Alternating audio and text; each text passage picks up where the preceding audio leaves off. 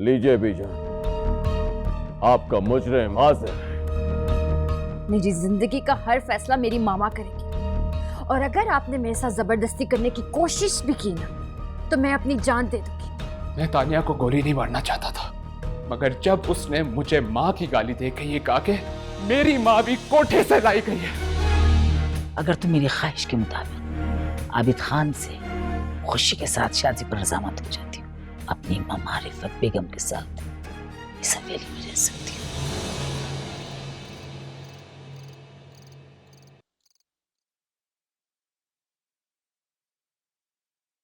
हो। लेकिन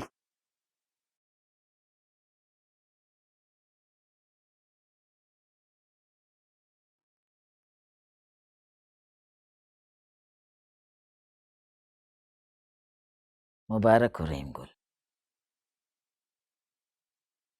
मैं महानूर को हवेली वापस ले आई हूँ।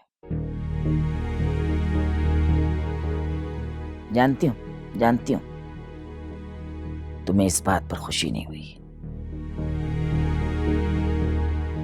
लेकिन हम गरीबों की खुशी क्या और गम क्या। मैंने कभी ये नहीं चाहा कि छोटी मालिकन हवेली से चली जाए, मगर मैं जानता था कि आबिद खान से छोटी मालिकन की शादी उनको जिंदा दरकोर करता। मैंने जो कुछ भी किया छोटी मालिकन की खुशी के लिए किया।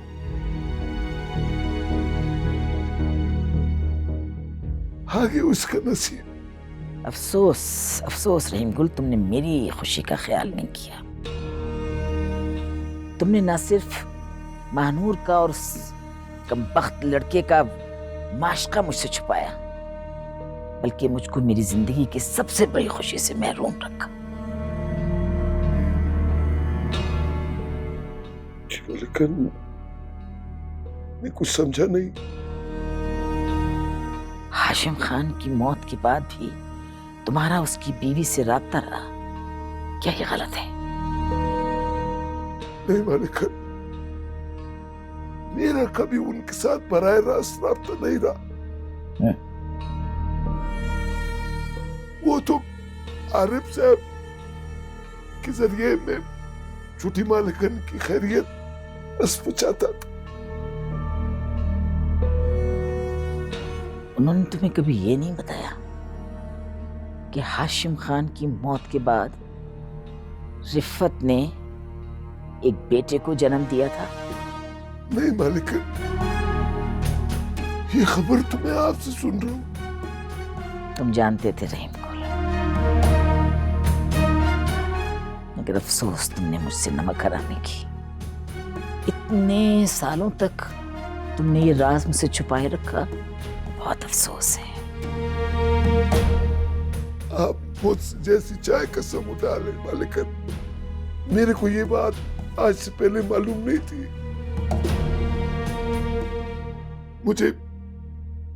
मुझे सबसे अजीज छोटी मालिकन की कसम। तो रहीम गुल, जान लो कि रिफत ने 18 साल तक मुझको मेरे पोते से महरूम रखा। मेरे हाशिम का बेटा खानों का खून और इस रियासत का वारिस इस दुनिया में मौजूद था, और उसने मुझे उसकी हवा नहीं लगने दी। अगर आप नाराज ना हो जाए तो एक बात कहो मालिकन, आपने छोटी मालिकन के मामले में वो रफत बेगम के साथ जो सुलूक किया, उसके बाद आप उनसे खैर की तवक्को कैसे कर सकती? उन्हें तो इस बात का खौफ होगा कि छोटी मालिकन की तरह उनका बेटा भी आप छीन लेंगी। तुम्हारी बातों से रहीम गुल, अब भी रिफत की वफादारी की बदबू आ रही है मुझे अफसोस तो इस बात का है कि तुम वो वाहिद शख्स थे जिस पर मैंने इस दुनिया में सबसे ज्यादा भरोसा किया। लेकिन अफसोस इस बात का है कि तुम अब भी मेरे दुश्मनों की जबान बोल रहे हो। मैं कल भी आपका गुलाम था मालिकन, और आज भी आप ही का गुलाम हूं। रहीम गुल, तुम्हारा जुर्म इस काबिल तो नहीं है कि उसे माफ किया जाए, मगर तुम्हारी और तुम्हारे आबा व अजदाद की वफादारी देखते हुए मैं तुम्हें अपनी वफादारी का सबूत देने के लिए एक और मौका देती हूँ।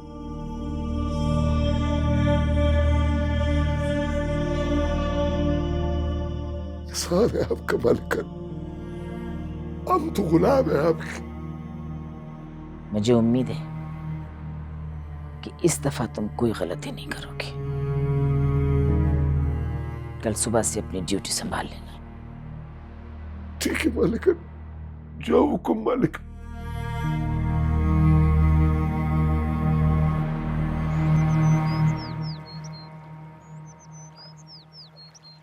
लेकिन आपने मानूर को फरूक के बारे में क्यों नहीं बताया? उस दिन कोर्ट पे वापसी पे मैं सोचा था कि बता दूंगी। चाहती थी कि दोनों बहन भाई आपस में बात कर लें। लेकिन आपने ज़ैबुन्निसा मैडम को बता के तो खतरा मोल लिया। नहीं बेटा, मुझे लगता था कि अब टाइम आ गया है। बीजान हमेशा मानूर को ही अकलौता वारिस समझती है। मैं सोच रही थी कि फर्रुख के बारे में जानकर उन्हें शायद यकीन आ जाएगा और उनकी नज़र में मानूर की अहमियत कम हो जाएगी। और वैसे भी बेटा, ये जो जागीरदार वडेरे होते हैं ना, ये कभी भी अपनी लड़कियों औरतों को वारिस नहीं बनाते। मुझे यकीन है बीजान एक दफा तस्दीक कर लेंगी ना फरूक की, उसके बाद मुझसे बात करने पे मजबूर हो जाएंगी। और जब ये बात वलीद खान और आबिद को पता चलेगी तो उनसे तो ये बात हजम नहीं होगी, उनका तो पूरा खेल बिगड़ जाएगा। तो कैसे फरूक को अपनाएंगे? मुझे कोई परवाह नहीं है कि वो कबूल करते हैं या नहीं। और वैसे भी बेटा, मुझे कभी भी बीजान की जायदाद दौलत से इंटरेस्ट नहीं था। मैं बस अपने दोनों बच्चों के साथ आम लोगों की तरह जिंदगी गुजारना चाहती हूँ। मानूर की भी बिल्कुल यही सोच है। आपको पता है, वो कुछ दिन हमारे घर पे रही थी, अम्मी, बाबा और रिदा के साथ, और वो बहुत खुश थी वहाँ। मुझे कह रही थी कि उसका हमेशा से ख्वाब था इस तरह के घर में रहना, लेकिन वो घर भी उन लोगों ने चला दिया। कोई बात नहीं बेटा, घर तो दोबारा बन जाएंगे। असल बात तो रिश्तों को कायम रखने की होती है। मुझे बहुत खुशी है और फख्र है अपनी बेटी को कि उसने तुम जैसे लड़के का इंतखाब किया है। तुम्हारे किरदार, तुम्हारे अखलाक और तुम्हारे हौसले से बहुत मुतासिर हूं मैं बेटा। मुझे खुशी है बेटा कि तुम मेरी बेटी से उसकी जायदाद और दौलत की वजह से नहीं, बल्कि वाकई उसे सच्ची मोहब्बत करते हो। आंटी, अब तो आप मुझे शर्मिंदा कर रही। मानूर तो खुद एक मुख्तलिफ किस्म की लड़की है। सारा क्रेडिट तो उसे जाता है कि उसने इतनी ऐशो इशरत और इतनी बड़ी जायदाद छोड़कर मुझ जैसे मिडिल क्लास लड़के को अपनाया। खोया तो उसने है सब कुछ। मेरे पास तो खोने के लिए कुछ भी नहीं। ये तुम्हारी सादतमंदी है बेटा।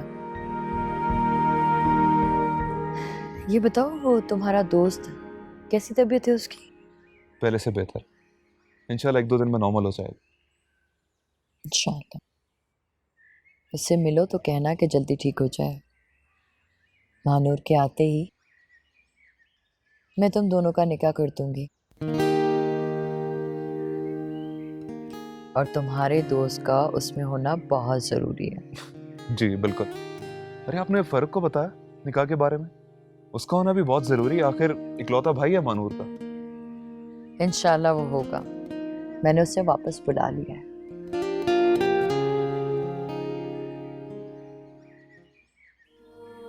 अफसोस अफसोस के वलीद खान और उसकी बीवी ने हमसे ये बात छुपाई। कितने बदनसीब हैं हम, कितने बदनसीब कि 18 साल तक हम इस कर्ब में मुब्तला रहे कि काश हाशिम का कोई बेटा होता। तड़पते रहे इस आरज़ू में, और वलीद खान हमारी इस बेबसी और लाइल्मी पर हंसता रहा। अफसोस, बड़ा अफसोस। सलाम मालिकन, वो एएसपी हुमायूं है। क्या एएसपी हुमायूं? उसका तो तबादला हो गया था, वो यहाँ क्या कर रहा है? कह रहा है कोई जरूरी बात करनी है। लगता है अकल आ गई। तबादला रुकवाने आया होगा अपना। मालिकन, उसके साथ इमदाद भी है।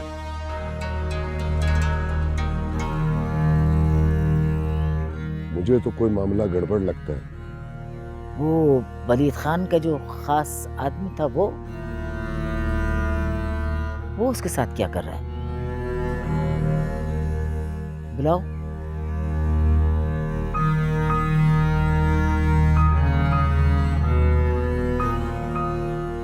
इसका मतलब है कि ये इमदाद एएसपी के कब्जे में था।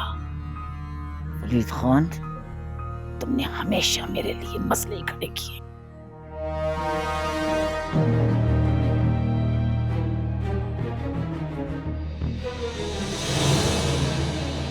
ये सब क्या है ऑफिसर?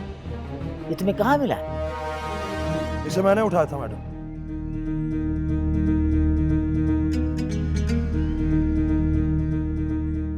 और मैं जानता था कि वलीद खान इसे एक रात भी हवालात में नहीं रहने देगा, लिहाजा इसे मैंने अपनी प्राइवेट इन्वेस्टिगेशन में ले लिया। लेकिन यहाँ क्यों लाए हो इसे? वलीद खान के हवाले करो। मुझे आपने मुअत्तल करवा दिया।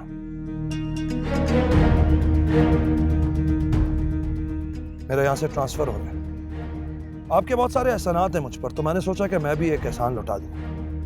अफसर, मुझे ये घुमा फिरा के बातें करना अच्छा नहीं लगता है। साफ साफ बात करो, क्या कहना चाह रहे हो? तो फिर साफ साफ सुनिए। 18 साल पहले वलीद खान ने आपकी पोती और आपके बहू को रास्ते से हटाने की कोशिश की।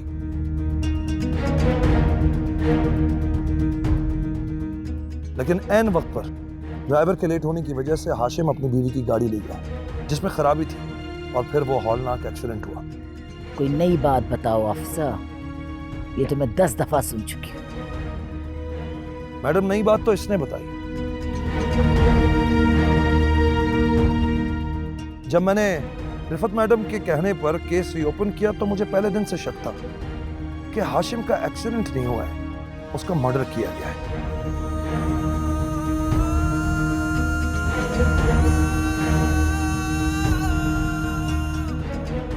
लेकिन इसने एक ऐसी नाकाबिल यकीन बात बताई जिससे मैं भी हैरान हो गया।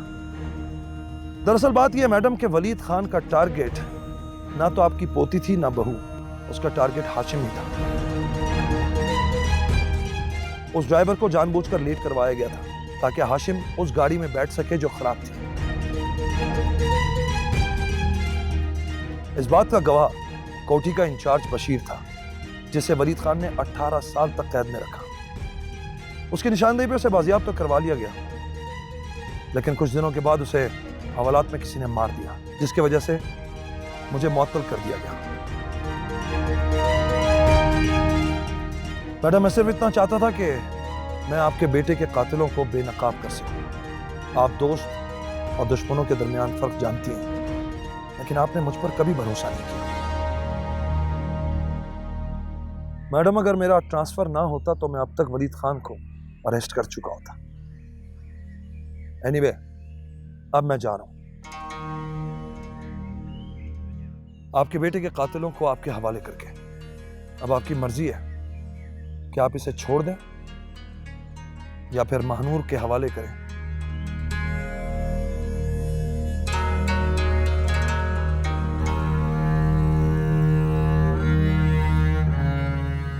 मैं इजाजत चाहता हूं।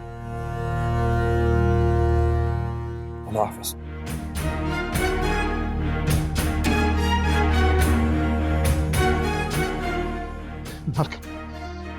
मुझे माफ कर दे प्लीज, मुझे माफ कर दे, माफ कर दे मुझे माफ कर दे, मुझे माफ कर दे।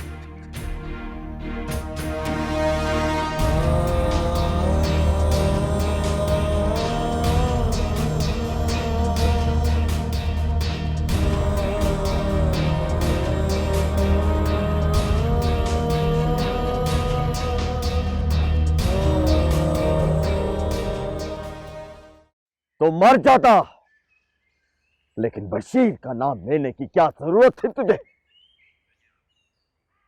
ये तो हमारी किस्मत अच्छी थी, वरना तूने मेरे गले का फंदा तैयार कर लिया था। सरकार, मारने के ऐसे ऐसे तरीके थे उनके पास, अगर मेरी जगह पत्थर भी होता तो बोल पड़ता।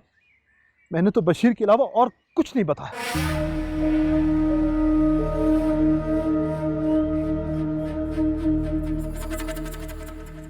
अच्छा, तेरी हालत देखकर लगता तो नहीं है कि उन्होंने तुझे उंगली तक लगाई हो। सरकार, 3 दिन में तो उनका रवैया ही बदल गया था। अच्छा खाना, अच्छे कपड़े, मैं तो डर सा गया था कि जैसे फांसी वाले मुलजिम को पहले अच्छा खाना और कपड़े दिए जाते। मुझे लगा कि मेरा भी आखिरी वक्त आ गया है, और फिर रात के अंधेरे में पता नहीं मुझे कहां छोड़ दिया। सरकार, मैं भी बच्चों के पास भी नहीं गया, सीधा आपके पास आया। हमायूं तो चला गया सर, तो उसने सोचा होगा कि इसको रखने का कोई फायदा नहीं, ना तो वो अपनी मर्जी की FIR कटवा सकते हैं, इसलिए इसको छोड़ दिया। तू हमारा पुराना वफादार है इमदाद, इसलिए तुझ पे एतबार कर रहा हूं। जो वक्त मुझ पे चल रहा है, मुझे सिर्फ अपनों की जरूरत है। सरकार, मैं ना करूं आपका, आपके लिए मेरी जान भी हाजिर है। अगर तू हमारे लिए अपनी जान देने के लिए तैयार है, तो हम भी अपने वफादारों को भूलते नहीं हैं। तूने हमारे लिए जो तकलीफ बर्दाश्त की है, उसका सिला मिलेगा तुझे।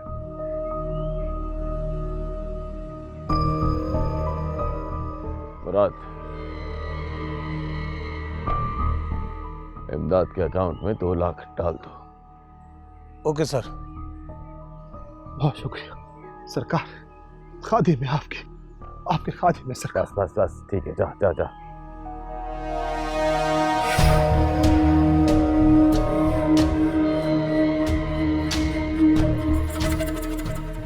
कोई और आदमी होता तो कभी वापस ना आता। काम का आदमी है ये इमदाद। आप ठीक कह रहे हैं सरकार। सरकार, आपने मेहरापुर जाने का फैसला किया या नहीं? मेहरापुर जाना पड़ेगा। DIG का 2 बार फोन आ चुका है, वहां जाकर केस संभालना पड़ेगा, वरना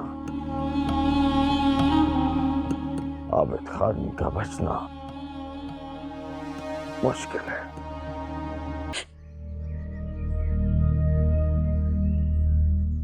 आपने मुझे नहीं पहचाना?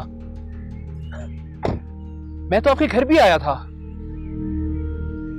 जो जल गया, किसने जलाया था इनका घर यार?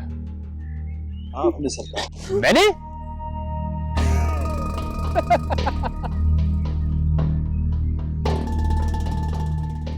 मैंने जलाया था तुम्हारा घर, और तुम्हारे भाई की किस्मत अच्छी थी कि वो तानिया के घर से बाहर ही नहीं निकला, कोठे से ही नहीं बाहर निकला, वरना तुम लोग उसका 40वां पढ़ चुके होते। खैर, जो भी हुआ वो एक ट्रेलर था। अपने भाई से कहो कि अपनी औकात में रहे और महानूर को भूल जाए, वरना इस बार घर के साथ साथ जाओ, समझाओ अपने भाई को कि महानूर को अपने दिलो दिमाग से निकाल दे, वरना मैं उसे उधर भेजूंगा जहां से कोई बच के वापस नहीं आता। जाओ, शाबाश, जाओ।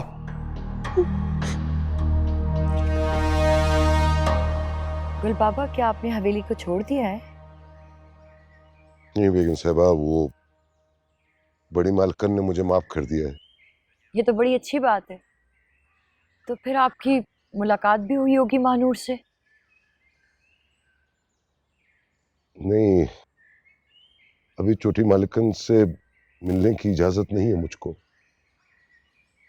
अच्छा, खैर, कैसे आना हुआ आपका? वो बड़ी मालिकन का पैगाम लेके आया था आपके लिए। वो आपसे मिलना चाहती हैं, शाम को हवेली में आपका इंतजार करेंगी।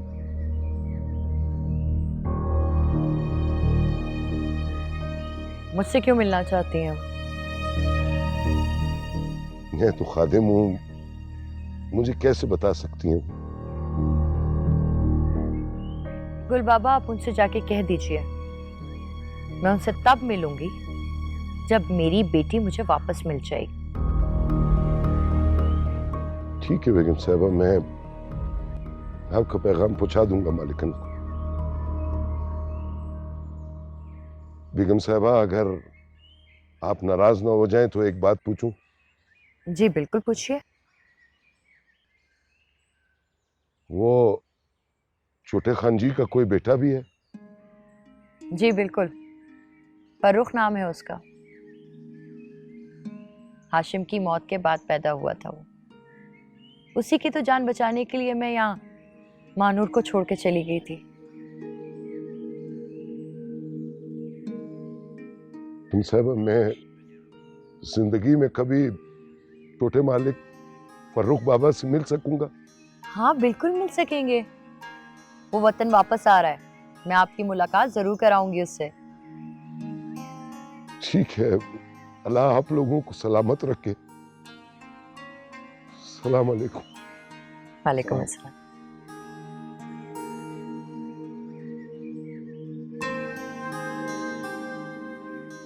ऐसे काश मैं मैडम ज़ेबुन्निसा का ये ज़वाल देखने के लिए मौजूद होता, पर I'm glad सब कुछ ठीक हो गया।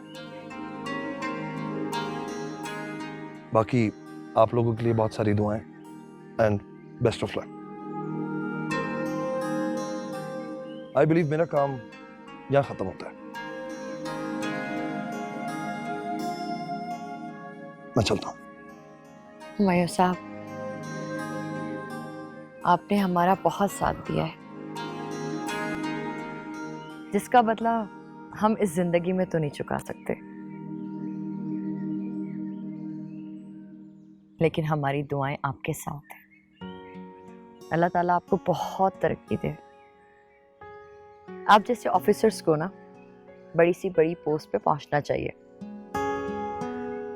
ताकि खल्क़े खुदा की खिदमत हो सके। आपका बहुत बहुत शुक्रिया। भाभी ठीक कह रही हूं हुमायूं, तुमने तो अपना काम हम सबसे भी बढ़ चढ़ कर किया, गोली भी खाई। अल्लाह करे हम सबकी जिद्दोजहद नाकाम ना हो। तुमने इमदाद अली को ज़ेबुन्निसा के सामने लाके बहुत अच्छा किया। हो सकता है कि उनका रवैया चेंज हो जाए, अदरवाइज सुप्रीम कोर्ट तो है, 10 दिन के बाद वहां हियरिंग है, एंड आई एम श्योर कि सुप्रीम कोर्ट में ज़ेबुन्निसा की कोई चाल कामयाब नहीं होगी। इंशाल्लाह sir. And wait a second,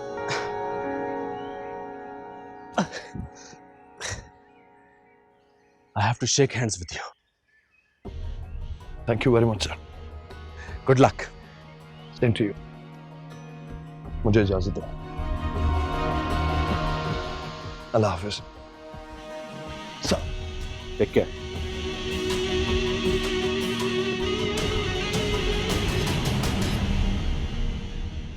हाँ आना तो मना कर दो, मशीनें खराब पड़ी हैं, ऑर्डर कैंसिल करो।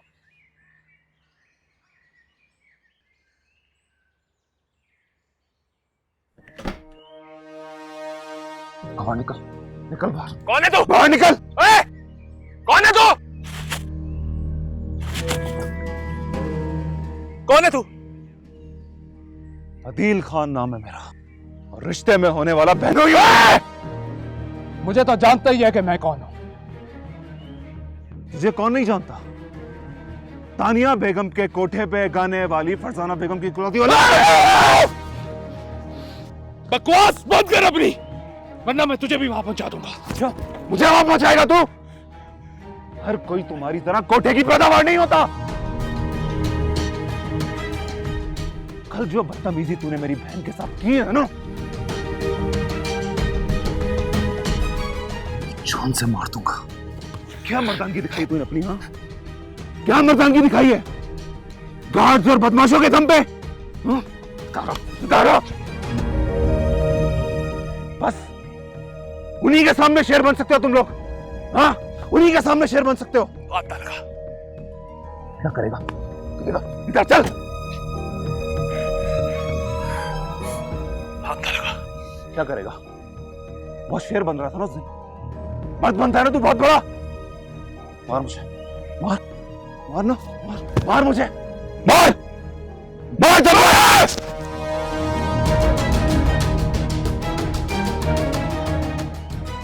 क्या हुआ? जान निकल गई तेरी, निकल गई जान। हाँ? देख, देख, ये पूरा इलाका मेरा, अदील, पूरा इलाका मेरा। अगर तू मुझे मारेगा ना तू खुद में नहीं बचेगा, इसको नीचे। जानता हूं कि पूरा इलाका तेरा है। अभी तेरे गार्ड्स भी आते होंगे। चल चल, इसको नीचे रख प्लीज, इसको पीछे कर। भाई गार्ड आ रहे हैं कितने? जाओ, मैं आ रहा हूं। बात सुन, आज तो तेरी किस्मत अच्छी है कि तू बच गया। अगर आइंदा तूने ऐसी कोई हरकत की ना, तो तेरे घर में घुस के मारूंगा मैं तुझे, समझा?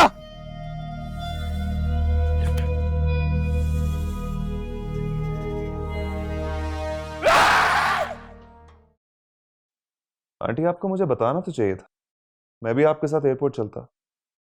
आप तो अकेली अकेली जाके ले आई फारूक को। मैं खुद ही नहीं चाहती थी कि एयरपोर्ट इतने सारे लोग जाएं। अगर हालात अच्छे होते तो शायाने शान इस्तकबाल करती मैं अपने बेटे का। शायद अब ठीक कह रही हैं। वैसे है कहाँ हमारा छोटा भाई? फारूक अपना सामान अनपैक कर रहा है, बुलाऊं उसे? हाँ, बुलाए ना। फारूक बेटा इधर आइए, देखें आपसे कौन मिलने आया है। जी मामा आया। वालेकुम सलाम, कैसे हो? ठीक ठाक।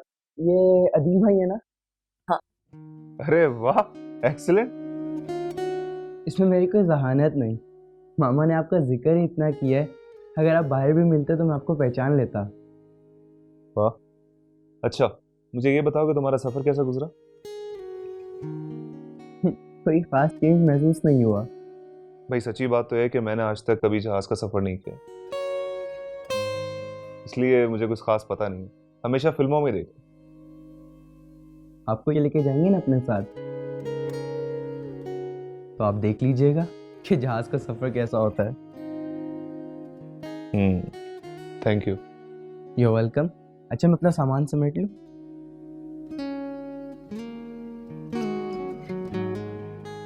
माशाल्लाह, जैसा आपने बताया था उससे ज्यादा ज़हीन और कॉन्फिडेंट लड़का है। हाँ माशाल्लाह। अच्छा बताओ, तुम कुछ खाओगे पियोगे बेटा? नहीं नहीं, बस मुझे चलना चाहिए। अरे हाँ, आपको एक बात तो बतानी भूल गया। कौन सी बात? ज़ैबुन्निसा मुझसे और अब्बा से मिलना चाहती है। अच्छा, तो आपके अब्बा ने क्या कहा? अब्बा तो मिलने से मना कर रहे थे, लेकिन मैंने अब्बा को कहा कि मिलने में कोई हर्ज नहीं, मुमकिन है कि कोई वे आउट निकला। नामुमकिन है। वो तुम लोगों को डरा धमकाकर रास्ते से नहीं हटा सकी। अब मुमकिन है कि लालच देकर खरीदने की कोशिश करें। और हम बिकने वाले तो है नहीं। वैसे तुम्हारा फैसला बिल्कुल दुरुस्त है, मिलने में कोई हर्ज भी नहीं है। हो सकता है तुम्हारी कोई बात उनके समझ में आ जाए। पहले कभी मिले उनसे? अरे नहीं, ऐसी हमारी किस्मत का, बस दूर से देखा। उनसे हम कलाम होने का शर्फ पहली बार मिलेगा। तो कब जा रहे हो हवेली? अब्बा ने हवेली जाने से मना किया। वो चाहते हैं कि हम कहीं बाहर मिलें। ठीक किया तुम्हारे पापा जान ने। बीजान का कोई भरोसा नहीं है, कब क्या कर गुजरे। वैसे भी वो हारी भी जंग लड़ रही है। सुप्रीम कोर्ट के फैसले के बाद वो अब कुछ नहीं कर सकती।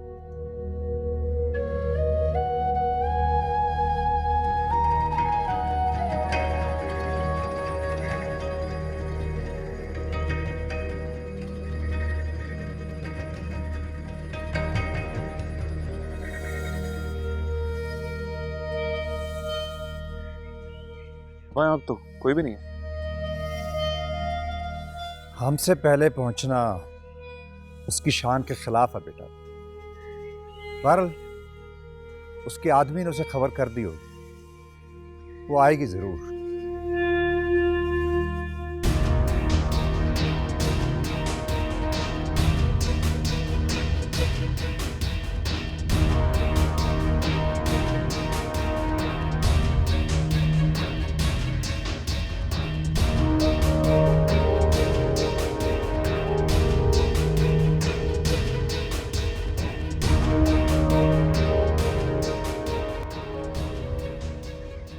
ये है तुम्हारा बेटा। इसे कोई और घर नहीं मिला जहां पर जो इस पर जवानी का जोश चढ़ा हुआ है वहां जाकर ये उतार सकता अपना। ज़ेबुन्निसा बेगम ये मेरा सलामत अली यूसुफ जई का बेटा है। खानों का कोई औबाश लड़का नहीं है जो अपनी हवस मिटाने के लिए इधर उधर मुंह मारता फिरे। सलामत अली रस्सी चल गई पर बल नहीं किया। अगर तुम्हें अपनी बर्बादी का बदला लेना था मर्दों की तरह सामने आते। ये बहू बेटियों को वरगलाने का खेल खेलने का कोई फायदा नहीं। आप गलत समझ रही हैं मैडम, और ये सब कुछ तो अब्बा को बहुत बाद में पता चला। और जिसे आप खेल समझ रही हैं वो तो एक पाकीज़ा जज्बा है जिसे हम मुकद्दस रिश्ते का नाम देना चाहते हैं। ओह, तो तुम रिश्ता जोड़ोगे, खानों से रिश्ता जोड़ोगे। वाह, औकात देखी तुमने अपनी। तुम्हारे आबा व अजदाद जो है ना, ये जिंदगी भर से सदियों से खानों के सरखरीद गुलाम रहे, हमारी खिदमत में हर वक्त हाजिर रहे, और आज तुम हमसे बराबरी करना चाहते हो। वाह वाह। झूठ बोल रही है यार।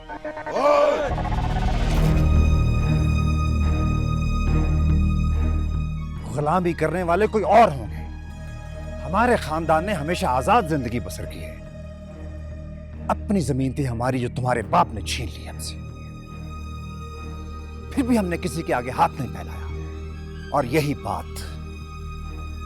बात खानों को गवारा नहीं है। वो हर एक को अपना गुलाम, अपना मोहताज देखना चाहते हैं।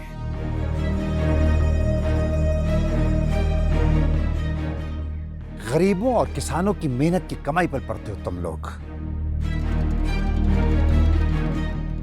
अगर ये आसमान बारिश बरसाता है और ये जमीन अनाज उगलती है तो आपके लिए नहीं, कीड़ों मकोड़ों दरिंद परिंद चरिंद के लिए ये होता है सब कुछ।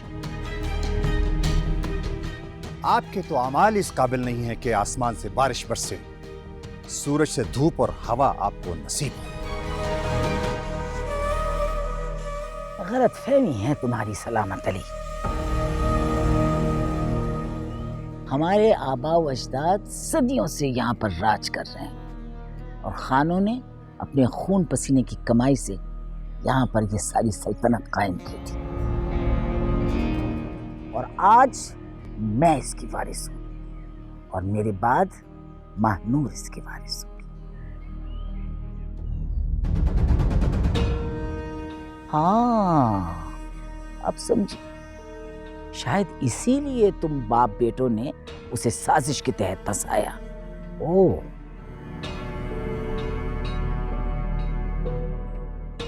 मगर महानूर मेरा खून है। देखा तुमने कैसे वापस आई वो? वो आपके पास अपनी खुशी से नहीं आई मैडम, आपने उसे दिन दिहाड़े गुंडागर्दी करके अगवा करवाया। और अगर मानूर की मामा हमें ना रोकती ना, तो हम मानूर को दोबारा आपकी हवेली से निकाल चुके होते। अपनी औकात में रहो लड़के। वो हवेली है, खानों की हवेली, किसी मुफलिस की कुटिया नहीं है कि जिसका दिल चाहे वहां घुस जाए। अगर मुनज़्ज़ा ने नमक हरामी ना की होती तो तुम्हारी क्या औकात थी वहां पर तुम दाखिल हो सकते। सलामत अली, अगर अब तुम्हारे बेटे ने ऐसी हरकत की तो मुझे अफसोस है कि तुम्हें अपने जवान बेटे की मैयत को कांधा देना पड़ेगा।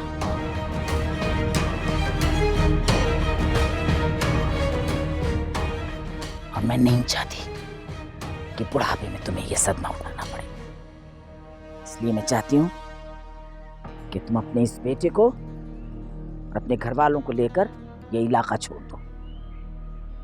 इसके बदले तुम्हें जो कुछ चाहिए, जमीन, पैसा, धेला, जो कुछ तुमको चाहिए वो मैं तुम्हें दूंगी। इससे ज्यादा आप कुछ सोच भी नहीं सकती। आप जमीन, जायदाद, पैसा, इसी को जिंदगी समझती हैं। इसीलिए आप इंसानों को तोलती हैं। आप क्या समझती हैं? आप ये जमीन के चंद टुकड़े मेरे सामने फेंकेंगी और आप मानूर को मुझसे छीन लेंगी? ये आपकी बहुत बड़ी भूल है। अगर मानूर के बदले में आप ये पूरी रियासत भी मेरे नाम कर देना, तब भी मुझे सौदा कबूल नहीं है।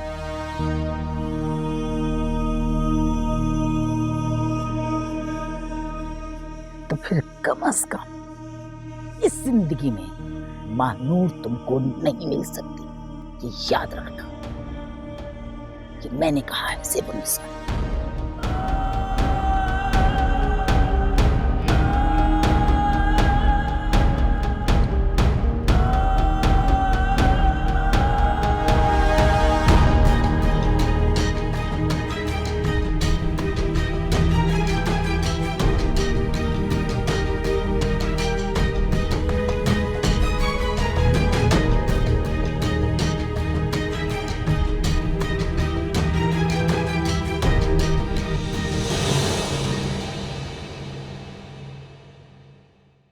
इमदाद ने मुझे सब कुछ बता दिया। मेरी सारी जिंदगी की गफलत पर से पर्दा हटा दिया उसने।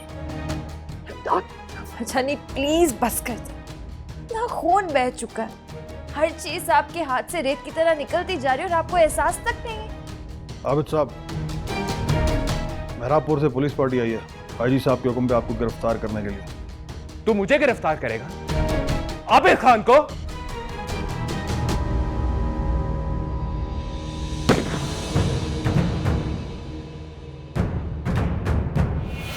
महल मना रे, लाख बना ले। महल मना रे, लाख बना ले, दिल न बसा तो क्या। इश्क दा बंदिया पढ़ ले बल्ला, इश्क खुदा तेरा।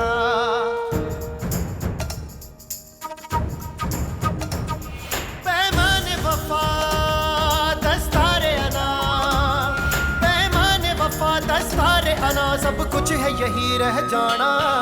जिंद बना दे जिद करा दे क्या